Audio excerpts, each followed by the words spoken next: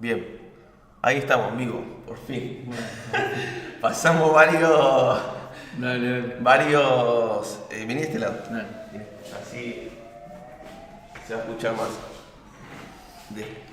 Vale. Creo yo que está saliendo todo bien. Esperemos que así sea. Bárbaro. Viniste más. Ahí tenés un poco mejor. Ahí vamos. Ahí no salgo. No salís para. Igual para que hay un delay, a ver. Ahí Esta va la cabecita. ¿Se ve o no? Sí, un poquito más. Ahí está, dale. Dale. Bueno, la intención es tratar de charlar un poco y hablar un poco de cosas. Si bien no te dije mucho, porque la verdad no te dije mucho porque quería que fuese lo más natural y espontáneo en algunas cosas. Una sola pregunta la que sí te hice, como para que lo puedas pensar y ver más o menos por dónde arrancó,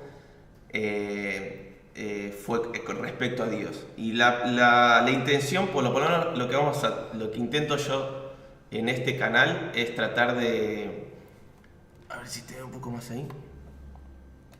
Perdón, es tratar de incentivar un poco a preguntarse determinadas cosas que capaz por algún motivo hemos dejado de preguntarnos. No sé si todas las personas, pero tal vez a los jóvenes les cuesta mucho más a veces cuestionarse determinadas cosas y bueno, siguen como otras formas, pero después vamos a llegar a eso. La primera pregunta, primero, bueno, no te quiero presentar, después creo que vamos a ver, antes de presentarte todo, que vamos a hablar y después vamos a ver la presentación de por qué tal vez pensar de esta forma o razonar de esta forma o compartir de esta forma.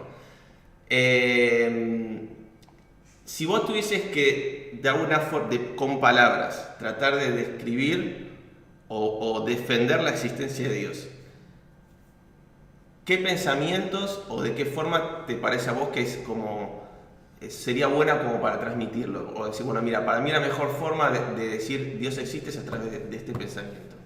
Bien. Bueno, a ver, desde el punto de vista filosófico se han presentado muchos argumentos a favor de la existencia de Dios, digamos, ¿no? Me parece que todos los argumentos quizás parten de ciertos principios que forman parte del sistema filosófico al que cada uno suscribe, digamos, ¿no? Quizás el mejor argumento para probar que Dios existe me parece que lo brinda quizás Anselmo de Canterbury, que después lo va a retomar René Descartes, el filósofo racionalista, ¿no? Yo creo que, como lo plantea Anselmo de Canterbury, si Dios existe, debe ser aquello mayor sin lo cual nada podamos pensar, ¿sí? Ahora, aquello mayor sin lo cual nada podamos pensar no solo debe existir en el entendimiento, sino tiene que existir también en la realidad. De lo contrario, no sería aquello mayor sin lo cual nada podamos pensar. Este argumento después es retomado por Descartes, que se conoce como el argumento ontológico, ¿no? Es decir, que parte de la existencia de Dios. Es decir, aquello que podemos pensar necesariamente tiene que existir. Descartes le da una vuelta de rosca, digamos, y él va a decir que la idea de perfección no puede surgir a partir de un ser imperfecto como el ser humano. Por lo tanto, esa idea la tuvo que haber puesto Dios en mi mente y la plantea como una idea innata. O sea, que la idea de Dios que nos lleva a pensar la idea de algo superior y perfecto no puede haber nacido por sí mismo de un ser que es imperfecto, porque de un ser imperfecto no puede nacer la idea de perfección. Por lo tanto, que Dios exista y que podamos pensar en un ser distinto y superior a nosotros, tuvo que haber sido puesto necesariamente esa idea por Dios. Por supuesto que este argumento tiene sus refutaciones. Como todo, ¿no? Es decir, porque pasás del plano de lo posiblemente pensado al plano de la existencia. O sea, del plano del pensamiento, lo que se llama el plano óntico, el plano del ser. Pero casi todos los argumentos que buscan probar la existencia de Dios adolecen de algunas críticas. Ahora bien, los que critican los argumentos a favor de la existencia de Dios, también sus críticas pueden ser refutadas, ¿no? Como todas, ¿no?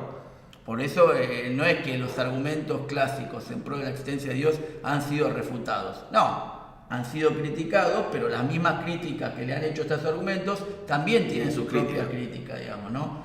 Por lo tanto, en la era de lo que llamamos la posmodernidad, nadie destruye ninguna idea. O sea, siguen existiendo ideas paralelas. Alguien la sostiene y da argumentos para sostenerla y otro... Exactamente, o sea, no es que... Por ejemplo, Bertrand Russell escribió un libro que se llama ¿Por qué no soy cristiano? Ese filósofo matemático y ateo, y él trató de destruir uno por uno los argumentos, ¿no? El cosmológico, el ontológico, bueno, las famosas 5 vías de Tomás de Aquino, pero sin embargo los argumentos de él también adolecen se pueden refutar también, ¿no? Por lo tanto, yo creo que desde el punto de vista racional puede haber algunos argumentos que sean mejor elaborados que otros, digamos, ¿no? Pero la existencia de Dios pasa por otro lado. Me parece que es los mismos judíos lo explicaban bien, ¿no? La Biblia no da argumentos de que Dios existe, no proporciona argumentos. La Biblia inicia en el Génesis diciendo: en el principio creó Dios. O sea, desde la mentalidad judía no hay que argumentar a favor de la existencia de Dios. O sea, Dios existe, digamos, ¿no? Uh-huh. No hace falta probarlo a través de argumentos, digamos, ¿no? Por otra parte, como diría Miguel de Unamuno, las razones solo son razones, ni siquiera verdades, ¿no? O sea, cuando uno se mueve en el plano de las razones, uno cree que sus razones son la verdad, pero en realidad son solamente razones, ¿no? Uno se apropia de esas razones y sostiene que tiene la verdad, pero otras personas de distintos paradigmas sostienen lo mismo, digamos, ¿no? Sí, aún así, vamos un poco con la razón. Vamos. ¿Sí? Ya que estamos con la razón. ¿Por qué crees que tenemos razón? O sea, tenemos esa cualidad o eso como ser humano de poder tener razón. Bueno, habría que distinguir la razón como facultad, que es inherente al ser humano. Para los cristianos forma parte de cómo Dios creó al ser humano. Para otros, aunque no sean cristianos, es indudable que el ser humano tiene una facultad para pensar, digamos, ¿no? Uh-huh. Y por otro lado, habría que hablar de la razón, sobre todo a partir del siglo XVII y XVIII, como aquella razón instrumental que empieza a imponerse en el hombre como constructora de verdad. Eso sería se llama la razón instrumental procedimentalista, que es la razón del siglo XVII y XVIII, que es el siglo XVII cuando Descartes sostiene la primacía de la subjetividad en el famoso cogito sum, pienso existo, ¿no? Pero en el siglo XVIII, sobre todo a través de Kant, cuando él dice atrévete a pensar por ti mismo, ¿no? El famoso sapere aude, la razón equivale o es sinónimo de luz, ¿no? Lo que proporciona la luz al ser humano es su capacidad de pensar las cosas de manera racional, fuera de la tutela religiosa, digamos, ¿no? Fuera de principios de tipo teológicos, ¿no? Entonces la razón ahí se constituye como un instrumento, no solo es una facultad, es un instrumento cognoscitivo, es un instrumento de conocimiento. Y ahí fíjate qué interesante la idea de sujeto, ¿no? Porque la idea de sujeto se construye en la modernidad, es subiectum, lo que está por debajo como fundamento constitutivo de todo lo real. Es el sujeto que construye la realidad en la modernidad.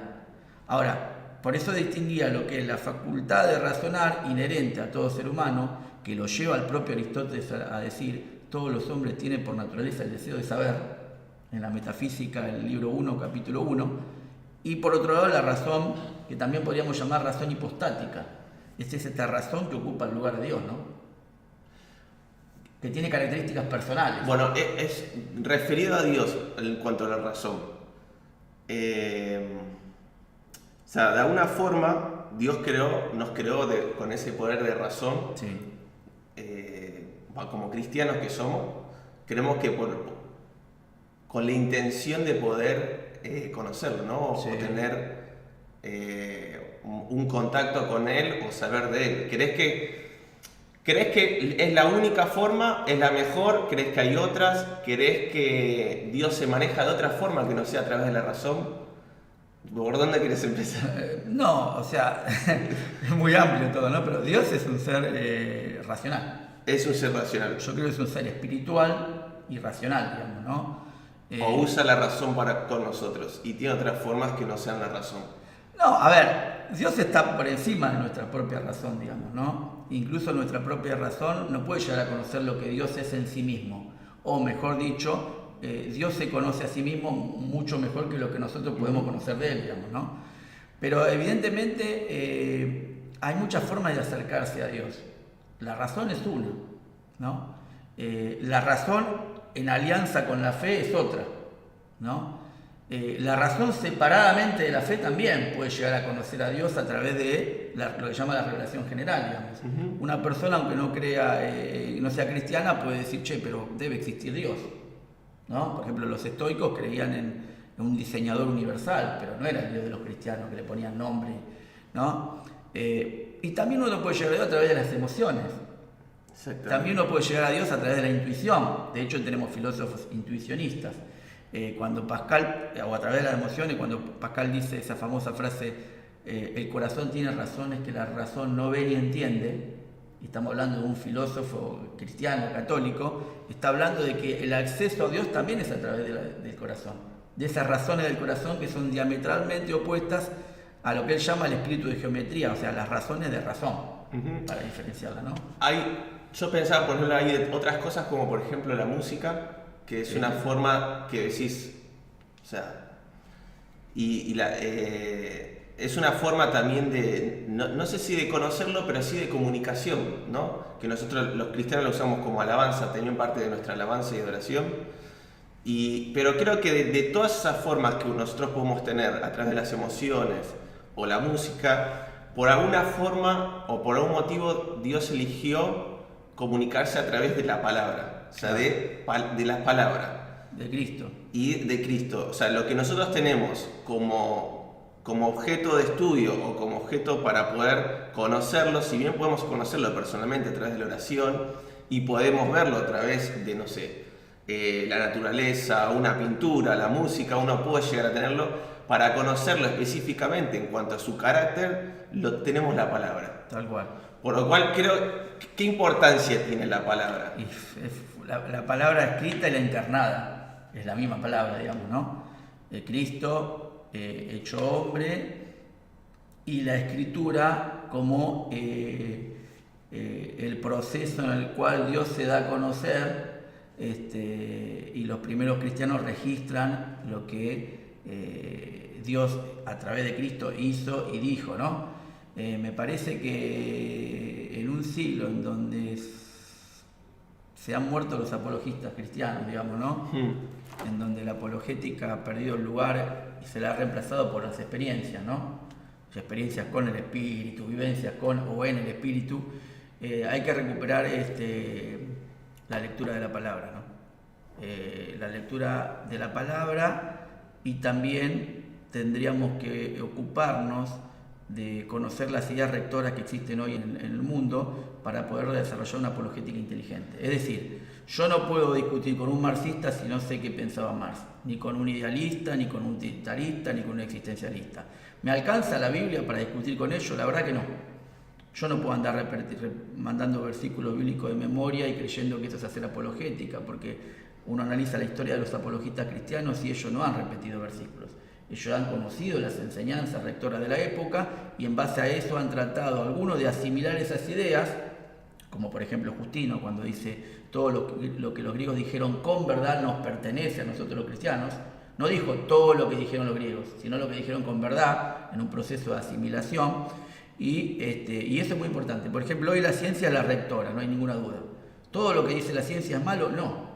Tendríamos que aprovechar las cosas buenas que dice la ciencia en favor del cristianismo, ¿no? Eso es un proceso de asimilación inteligente, y ser apologista requiere conocimiento del mundo, de las ideas rectoras del mundo, además del conocimiento de la Biblia. O sea, el conocimiento de la Biblia no se discute.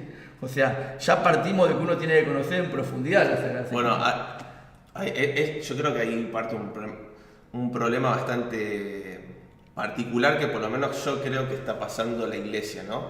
En el hecho de que dejó de darle importancia primero a estudiar bien la palabra, de conocerla. A ver, puedes tener distintas opiniones en cuanto a un montón de cosas. Decir, bueno, mira, yo opino en cuanto a este tema y este tema, yo opino distinto, o lo veo de otra forma, pero dejamos de tener esa fuerza de estudio y de búsqueda de la palabra que, como bien hablamos, creo que es fundamental que nosotros, porque es la forma más clara de poder llegar a tener, de conocer más a Dios, o sea, de poder conocerlo en todo, ¿no? En sus deseos, en sus formas. Y nosotros por algún motivo empezamos a perder todo eso. Y no solo eso, sino que empezamos a contaminar pensamientos y estructuras, o hacer dentro de la iglesia, utilizar pensamientos y estructuras que no son ni siquiera de la palabra, pero las usamos o sea, erróneamente las seguimos usando, y que eso nos trae problemas. ¿O compartís? Sí, hay idea, porque generalmente nosotros, algunos evangélicos dicen que ellos seguían solo por lo que dice la Biblia, pero muchas de las cosas que hoy nosotros creemos no tienen apoyo bíblico, digamos. O sea, tienen que ver con lo que vos decís, con estructuras, con tradiciones del cristianismo, digamos, que por ahí no tienen que ver con lo que la Biblia en sí misma dice, ¿no? Pero me parece que el problema más grande hoy es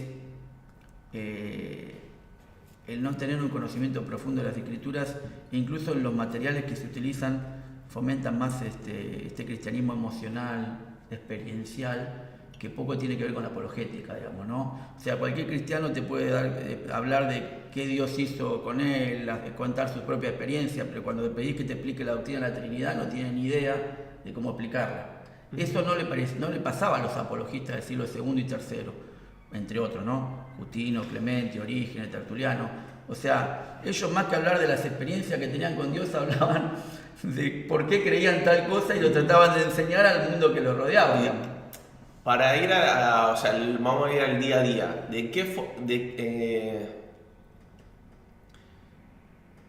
¿Cuál es la causa o por qué o sea, qué puede hacer esto de no buscar? ¿Qué efectos puede tener en las personas, en su diario vivir con respecto a relación con Dios, hasta incluso, no sé, en un momento que tengan una experiencia complicada y tengan que afrontarla? O sea, el hecho de no tener una estructura, en sentido de no buscar y no tener pensamientos correctos hacia Dios, o obtenerlo livianamente, ¿qué genera eso? Efectos pésimos son, o sea, cristianos que no tienen capacidad para pensar, que de hecho lo peor no es eso, de hecho que no le importa pensar tampoco, líderes que te dicen que no hace falta prepararse. Pero vamos a ver un ejemplo básico. Ya tienes un problema o una situación, un X problema dentro de... Y no encontrar los recursos en la palabra porque los desconocés, digamos, ¿no? O sea, problemas vamos a tener todos. El tema es que si vos no conocés en profundidad la palabra de Dios, te vas a quedar sin herramientas para enfrentar esos problemas, ¿no?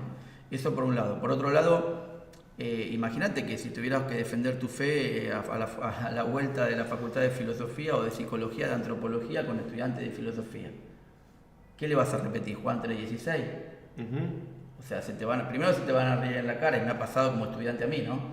Y segundo, los cristianos de hoy no están preparados para la apologética, porque si vos analizás incluso lo que se estudia en las iglesias, todo tiene que ver con cómo yo puedo obtener algo de Dios, cómo puedo sacar recursos de Dios, cómo optimizar mi potencial, y todo este tipo que tiene que ver justamente con lo que llamamos la filosofía posmoderna.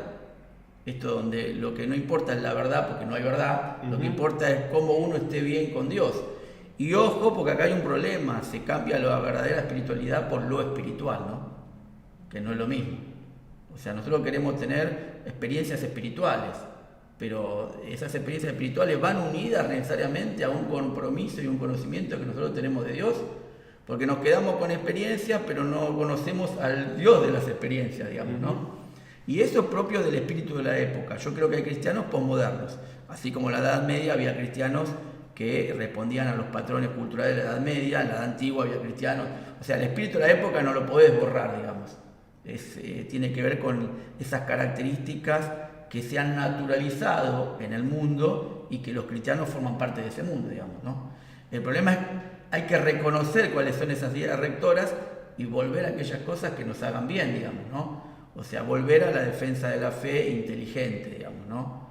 No pelearnos con los que piensan distintos, sino tratar de ver qué cosas podemos hacer para poder llevar el evangelio a esa persona que piensa distinto, ¿no? Uh-huh.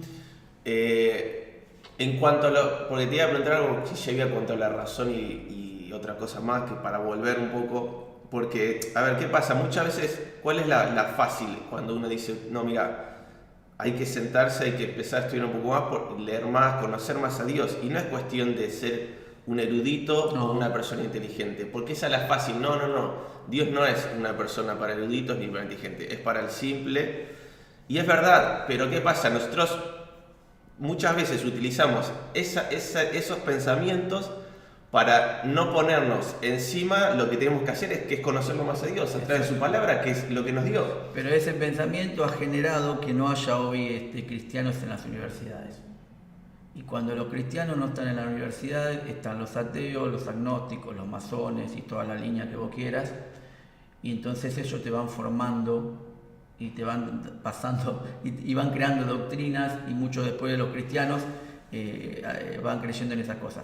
Y esto tiene culpa mucho de los líderes, que por años se les ha inculcado que está mal pensar, ¿no? Algunos pastores de los púlpitos han enseñado cosas erróneas durante años, y hoy vemos los efectos negativos, sobre todo en el ámbito evangélico, más que nada, puede ser que no hablamos nosotros, ¿no?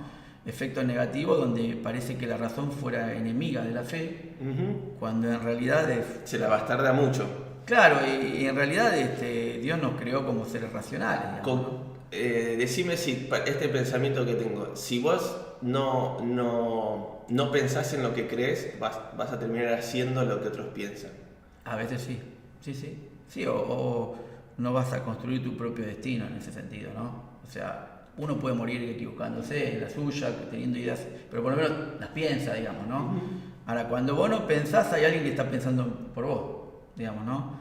Y eso de esto que hablabas antes, ¿no? De llevar una inercia de historia capaz de iglesia, o de conductas, de hábitos, de formas que nos llegan a hacer determinadas cosas que capaz no le encontramos ningún sentido. Si le empezás a rascar y decir, che, ¿y por qué hacemos esto?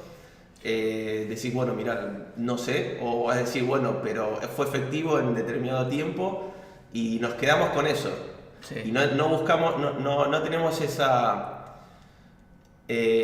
forma disruptiva de terminar y romper con eso, ¿no? De decir, no, mira, esto no está funcionando, o por lo menos, porque también a veces nos contentamos porque funciona poquito, ¿viste? O sea, no, es lo que a mí la sensación que me da. Sí. Lo que pasa es que si vos analizás la historia de las iglesias, si después de 30, 40 años seguís teniendo 150 miembros, es porque el barrio no lo modificaste.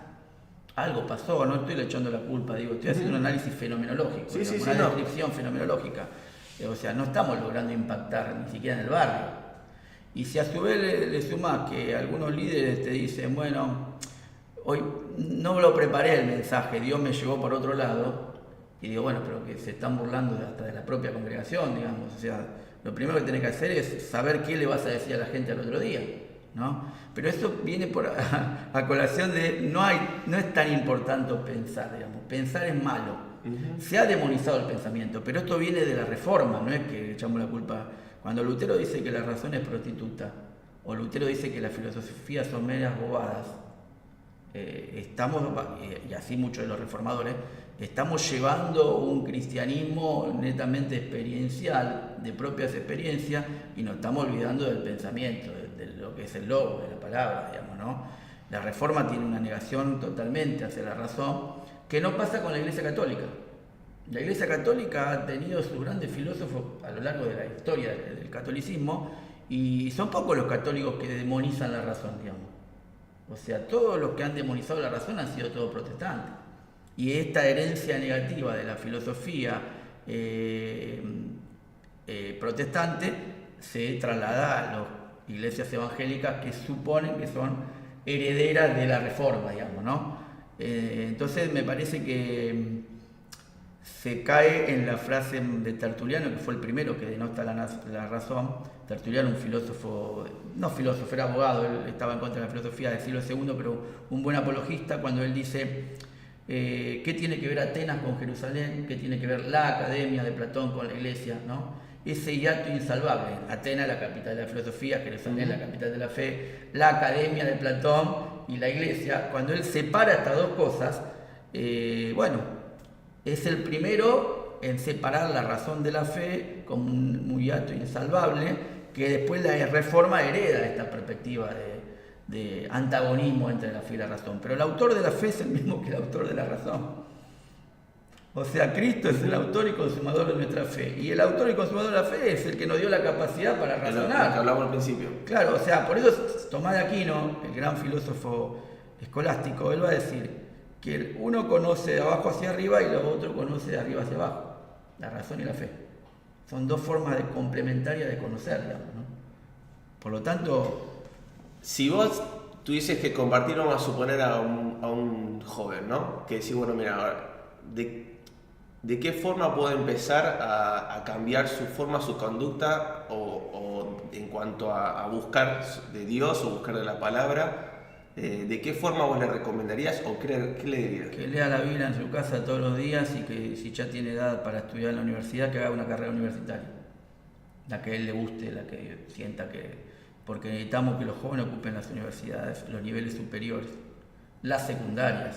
Cristianos, ¿no? Eso lo decís por un hecho de que genere y tenga herramientas para tener un pensamiento crítico. Por supuesto, y para que lleve el evangelio a esos lugares también. A nosotros nos gusta predicarle al carnicero, al verdulero, pero a los que estudian filosofía no le predicamos. No digo que esté mal predicar. No, está bien. No, te entiendo. O sea, y a los profesores de filosofía, de psicología, de ciencia no les predicamos. Porque tampoco tenemos gente preparada para hablarles. Porque nos han dicho que estudiar en la universidad, algunos, ya ahora eso por suerte ya pasó. Más o menos. Bueno. No estaba tan bien. Entonces, bueno, es más, algunos pastores decían que hay que ir a estudiar al seminario, decían, ¿no? Y la verdad que si querés al seminario andá, pero si tenés vocación pastoral, pero después para formarte y discutir hoy con las ideas que encima existen hoy, tenés que formarte en la universidad. Entonces le diría dos cosas: profundizar en la palabra de Dios, estudiar la palabra de Dios con buenos libros, que ese es otro tema. Hay buenos libros, y después estudiar en la universidad. Hay un libro de John Stott que yo leí cuando tenía 16 años, Creer es también pensar, que es un libro conocido, ¿no? Que a mí me abrió la cabeza cuando era joven, ¿no? Quizás es un buen libro para empezar, ¿no?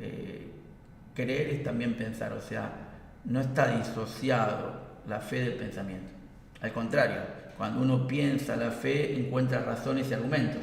Cuando no la piensa, no los tiene esos argumentos, se queda con las experiencias. Y vos lo ves que empiezan a cristianos que empiezan, no, Dios me dijo, Dios me habló, Dios... Cosas que aparte son totalmente improbables, porque en el ámbito de la experiencia estamos en la interioridad, y ¿quién puede refutar lo que a uno le pasa? Es totalmente irrefutable. Cuando vos tenés argumentos es distinto, porque los argumentos sí se pueden refutar. Ahora, si vos me decís que ayer un ángel te habló, puede hablar sí, un ángel. Puedes creer o no, que puede ser posible o no, pero... Puede ser, porque a Pablo le abrió la puerta de la cara. Ahora, pero yo ¿por qué tendría que creerte que un ángel te habló? Ahora, si yo presento argumentos, porque no puedo hablar con un científico y decirle, me habló un ángel ayer. O sea, ¿y cómo refuto la teoría de la evolución, del Big Bang y todo eso? Si es que la quiero refutar, digo, ¿no? Porque necesito argumentos para eso.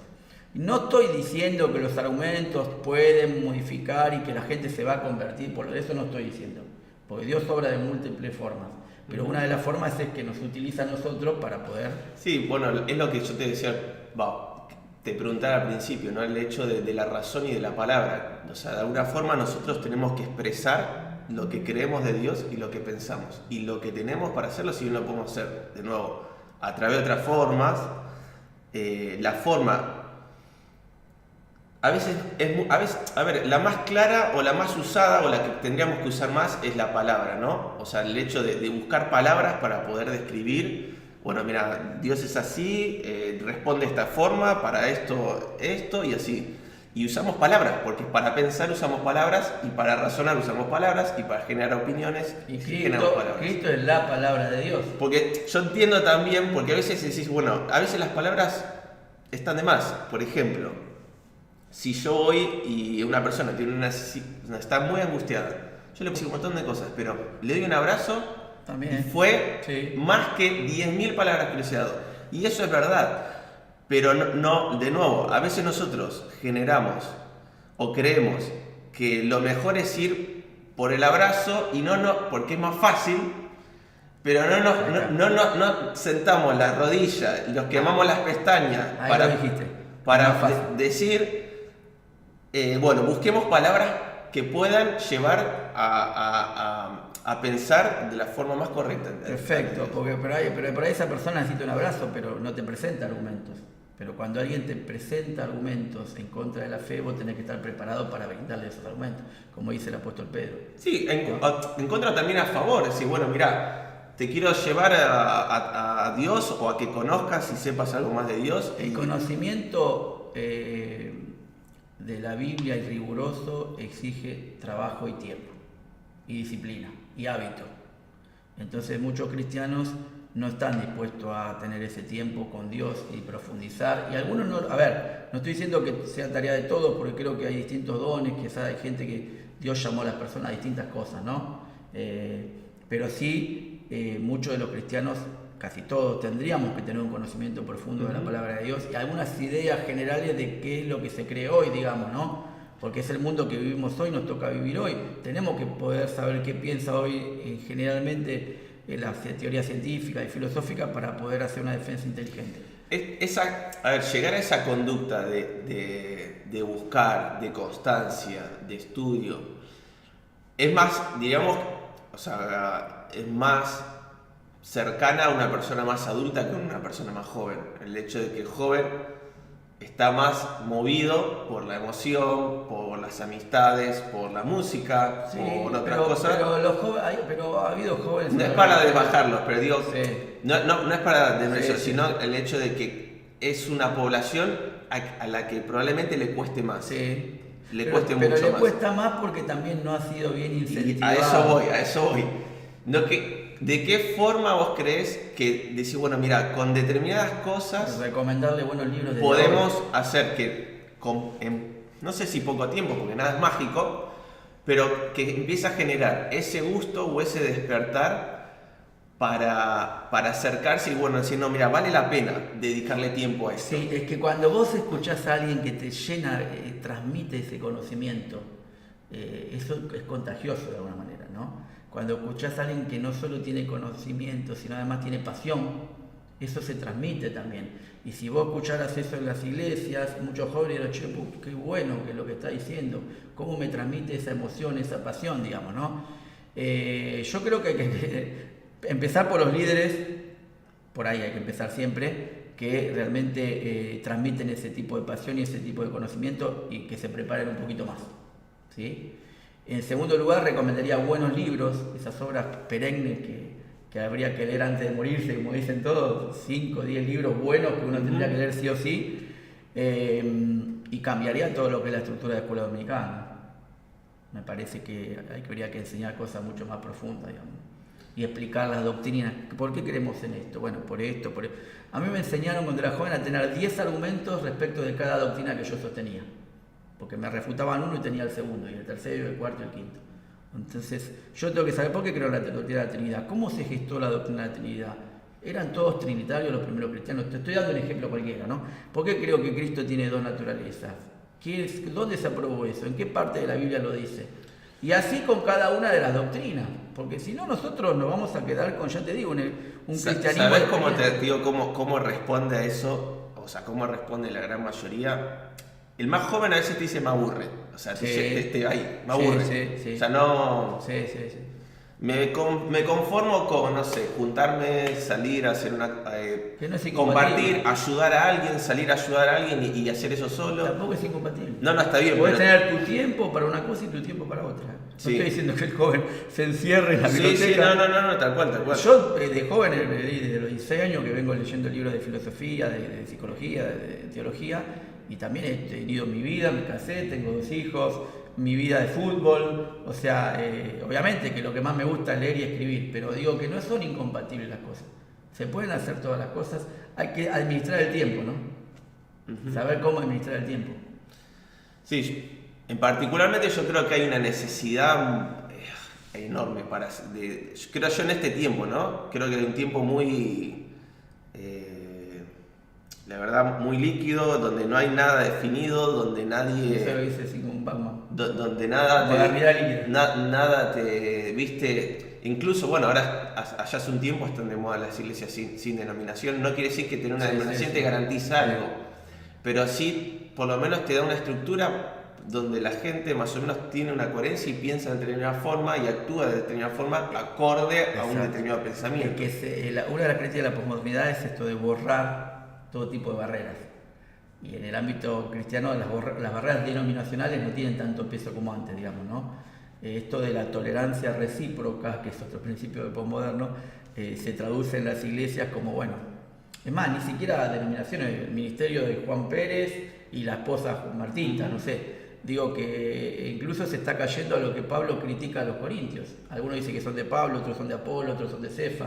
Y bueno, cuando uno pone ministerio de fulanito, es como una especie de volver a la iglesia de Corinto, digamos, ¿no? O sea, en todo caso es iglesia cristiana, porque somos todos cristianos, ¿no? Pero bueno, esto de la posmodernidad, de borrar fronteras y horizontes, se ha metido también en la iglesia. Bueno, y lo último para cerrar con esto, y después, ya te digo, otro día vamos a hablar de otros temas porque me interesa más buscar por otras cosas también, o charlarlas. En cuanto a los jóvenes, vos me dijiste que lo primero, o sea, lo que recomendarías es tener por lo menos empezar a buscar algún libro o buscar... Primero leer la Biblia en profundidad. Y segundo, conocer aquellos libros que han hecho historia a lo largo del cristianismo, incluso libros cristianos, ¿no? De autores cristianos, y algunas ideas rectoras del contexto que tienen ellos hoy, ¿no? Lo que te iba a decir es, ¿qué pensamientos vos creés que el joven hoy, que está contaminado con determinados pensamientos que son totalmente antibíblicos? Si vos me decís, bueno, mira, esto viene de acá, y los jóvenes hoy en iglesias o fuera están, la verdad, llevando determinada esta conducta que la verdad, que a mi entender, o a tu entender, me dicen, mira, esto para mí no es correcto. Y ellos siguen estando en una conducta o llevando... ¿Por qué digo esto? Porque capaz, si vos decís, bueno, mira, vos estás haciendo esto, y esto viene de acá, y la verdad que esto no le agrada a Dios, no está bien. Si vos supieses o te dedicases tiempo a decir, bueno, mira, existe esto, descubrirías que esto está mal y por lo menos sabrías que estás haciendo algo que no es correcto, o por lo menos te lo cuestionarías. Entonces, el hecho de decir, bueno, vos, que en lo que vos observás, qué conductas o qué pensamientos, o qué conductas que son a raíz de determinados pensamientos, hoy en día los jóvenes están haciendo que capaz desconocen, por un hecho de decir, bueno, mira, no conocía que este tipo o estas personas habían pensado de esta forma y hicieron esto. Por decir un ejemplo. Y hay un montón de cosas, pero cualquiera, por decir algunas prácticas de la nueva era que se han metido en la iglesia, ¿no? O sea, no sé, algunos cristianos practican yoga, reiki, sin conocer en profundidad qué significa eso, ¿no? No sé, algunos cristianos tienen un cristianismo tan light, que se dejan llevar por cualquier viento de doctrina, digamos, ¿no? O sea, me parece que lo que yo le diría a los jóvenes es que conozcan lo que es hoy, lo que es el paradigma dominante, que es la era de Acuario, la New Age, y todo lo que tiene que ver con esas prácticas, y que se vayan alejando de ese tipo de cosas, digamos, ¿no?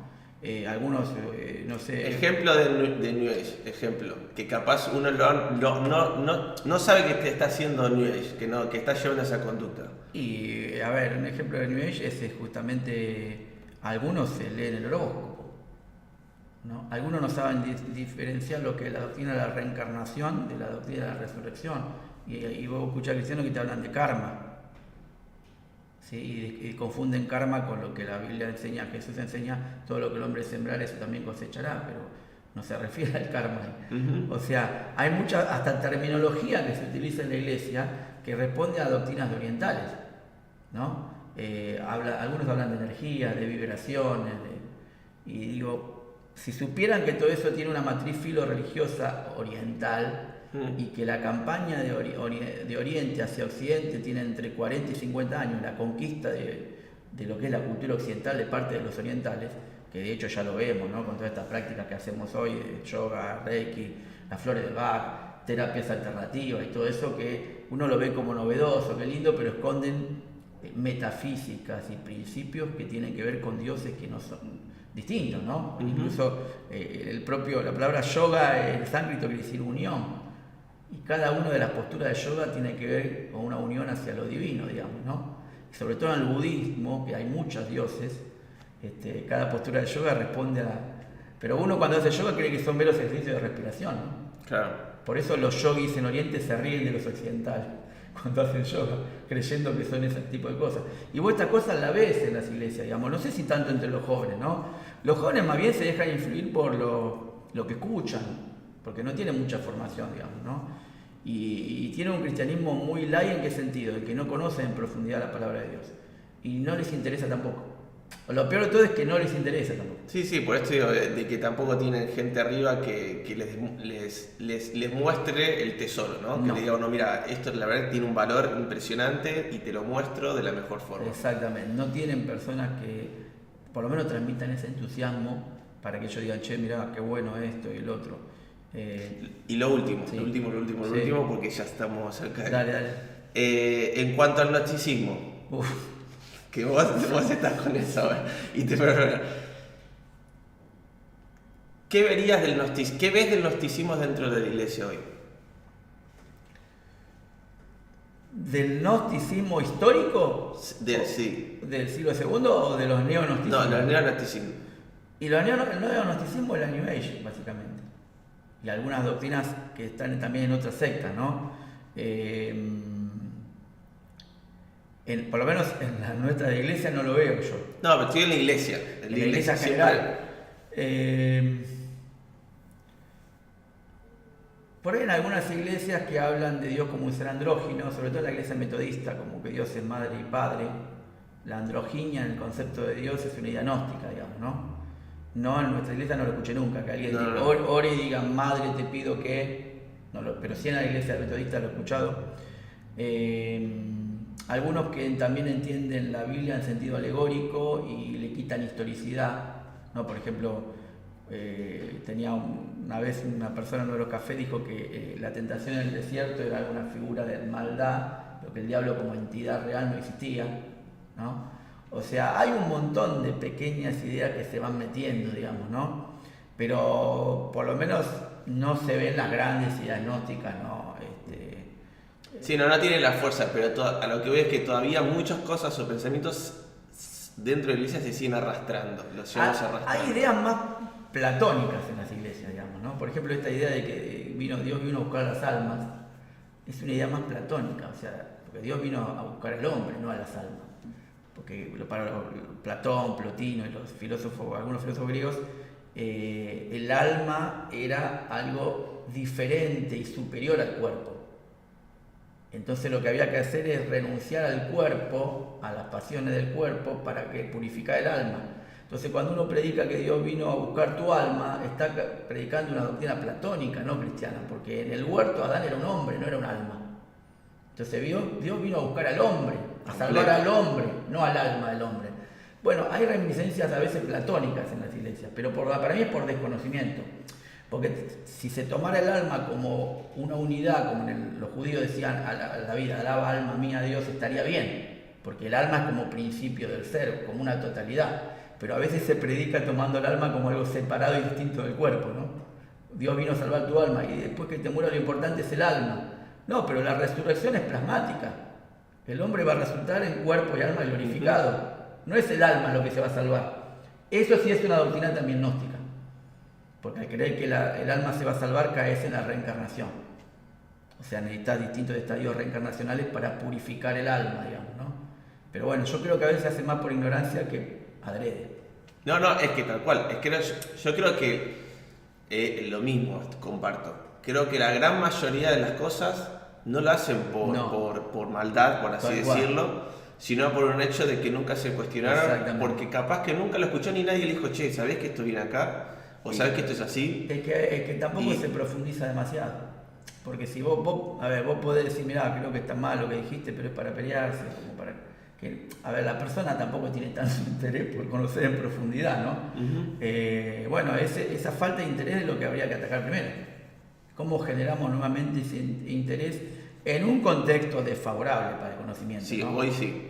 Porque por ahí si hubiésemos nacido en el siglo XVIII, lo más natural es que nosotros pensáramos todo y que tuviéramos doctrinas y demás, conocimiento de las doctrinas.